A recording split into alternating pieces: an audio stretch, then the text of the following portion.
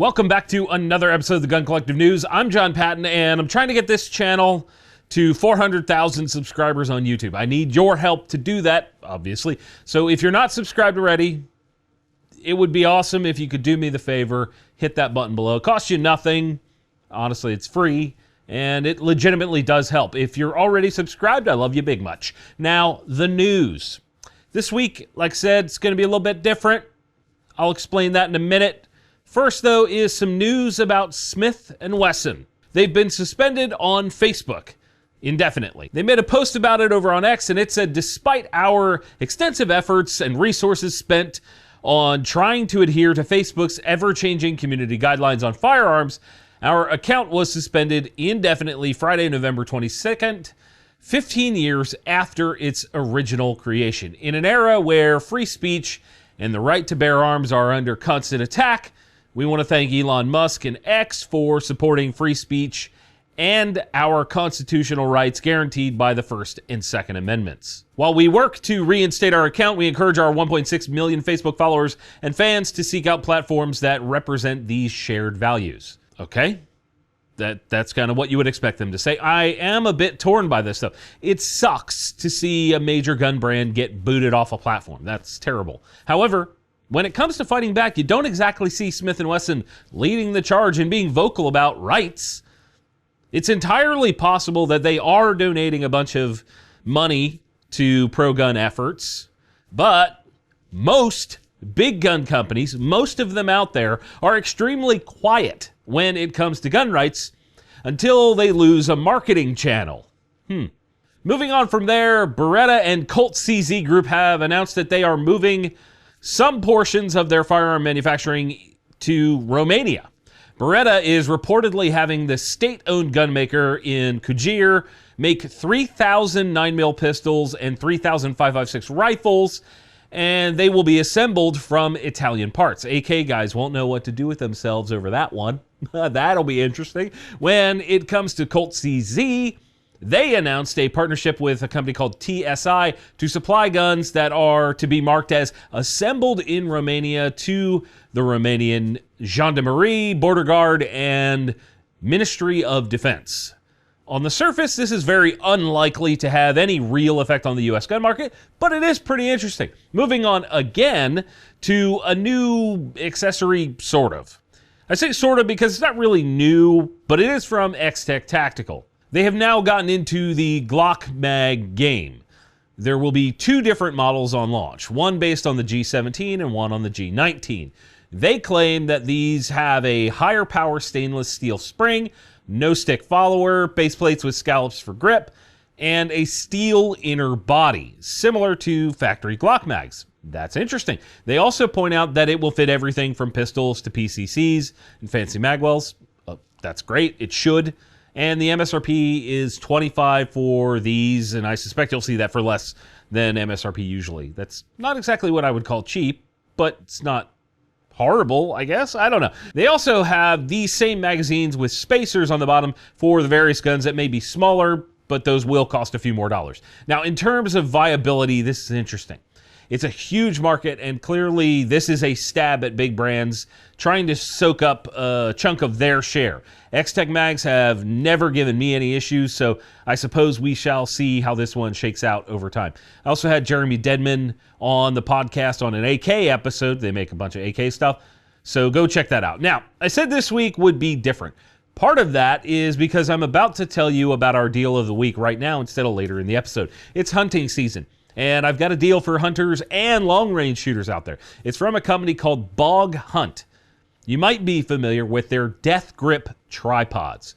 But they've also got some hunting blinds, which are pretty cool, and some really neat bags and other gear specifically for hunting. If you use our code TGCBF on their website from now until next Tuesday, you'll get an extra 15% off almost everything on their site on top of their Black Friday pricing. So it works out to be like 30-some% in some cases. like 36%. I think on certain things you could save over $100. There's a link in the description. Hit that to save a bunch of money and use our code TGCBF.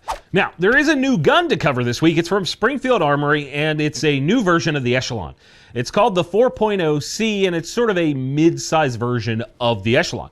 The core changes are, of course, the 4-inch barrel, but also the slightly shorter grip module to accommodate 15-round mags. There's also an 18-round extendo in the box. Now, they did send me one of these, and when I saw that this was a mid-size gun, I was a bit skeptical at first, but my first impression from just handling it is really positive. This feels great in the hand.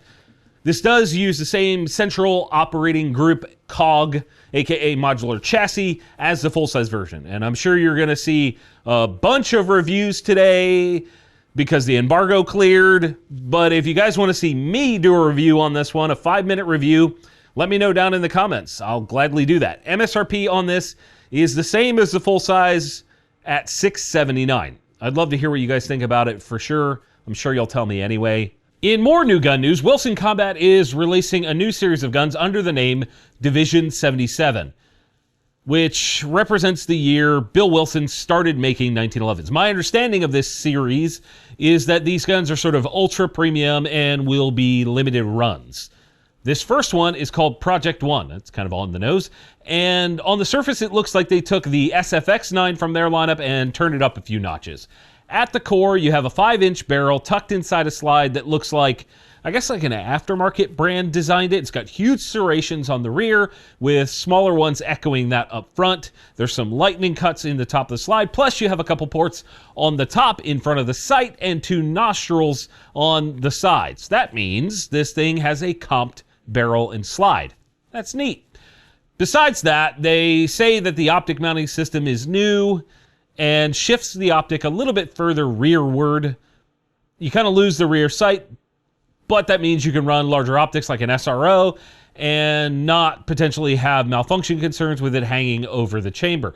The frame, to my eyes, looks almost identical to that of the SFX9, with the exception of the new magwell. The 18-round mags use the same body as the previous 18-rounders, but with a new base plate. I did confirm that with them.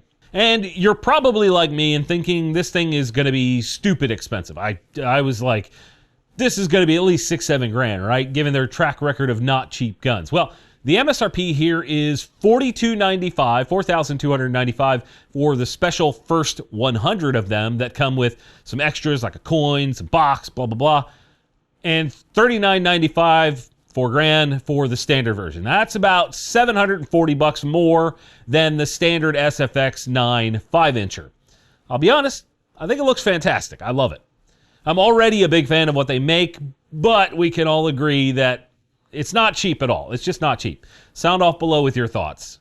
Now, the other way that this episode is different is that I'm going to cover the best and worst guns that we've ever reviewed. Well, ever reviewed.